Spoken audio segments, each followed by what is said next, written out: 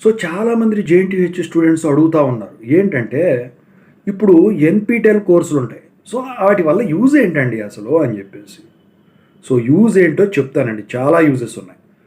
ముందుగా అయితే ఇంతవరకు ఈ ఛానల్ సబ్స్క్రైబ్ చేసుకున్న వాళ్ళు సబ్స్క్రైబ్ చేసుకొని వీడియోని లైక్ చేసి షేర్ చేయండి. మీకేమైనా డౌట్స్ ఉన్నట్టయితే కాల్ మీ ఫోర్ ద్వారా కాల్ చేయండి. తెలుగు ఇంజనీరింగ్ ఎడ్యుకేషన్ టెలిగ్రామ్ ఛానల్‌లో జాయిన్ అవ్వండి.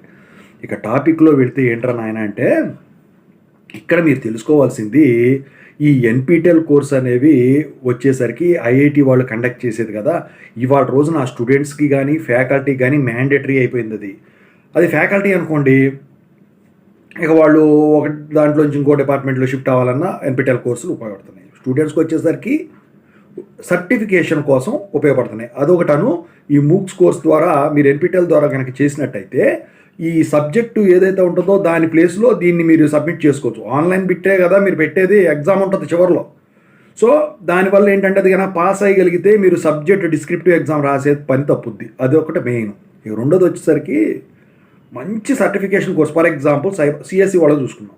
సైబర్ సెక్యూరిటీ అనుకోండి, లేకపోతే నెట్వర్క్ అడ్మినిస్ట్రేటర్ అనుకోండి. దాని మీద గనక అది చేసి సర్టిఫికేషన్ గనక చేస్తే అది తీసుకొని వెళితే ఏ కంపెనీ అయినా మీకు జాబ్ ఇస్తారు. అంత అడ్వాంటేజ్ ఉంది. మరి కాలేజీ వాళ్ళకి ఏం ఉపయోగం దీనివల్ల అంటే, ఈ సర్టిఫికెట్లు వాళ్ళకి న్యాకు, ఎన్బీఏ ఇలాంటి వాళ్ళకు మా స్టూడెంట్స్ ఇలా చేశారు అని చూపించుకోవడానికి ఉపయోగపడుతుంది. దానివల్ల ఏంటి, వాళ్ళకి ఫండ్స్ రైజ్ అవుతాయి ఇంకా రీసెర్చ్ చేయడానికి.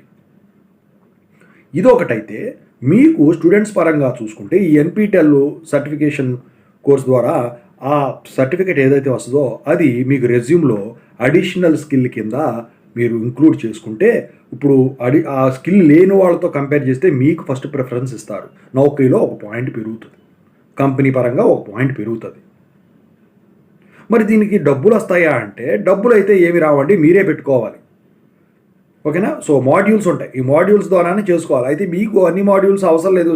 కాలేజీ వాళ్ళు, యూనివర్సిటీ వాళ్ళు కంపల్సరీ చేస్తే ఎన్‌పీటెల్‌లో ఓకేనా, ఏదైనా ఒక టాపిక్ తీసుకొని చేసుకుంటారు.